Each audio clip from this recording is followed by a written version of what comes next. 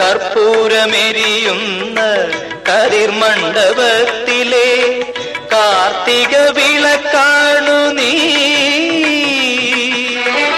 കഥന കാവ്യം പോലെ കളിയരങ്ങിൽ കണ്ട കഥന കാവ്യം പോലെ കളിയരങ്ങിൽ കണ്ട കതിർമയിതമയന്തിനി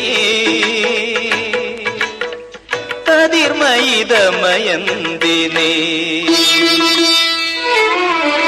കൽപ്പാന്തകാലത്തോളം കാതരേ നീ എൻ മുന്നിൽ കൽഹാരഹാരവുമായി നിൽക്കും.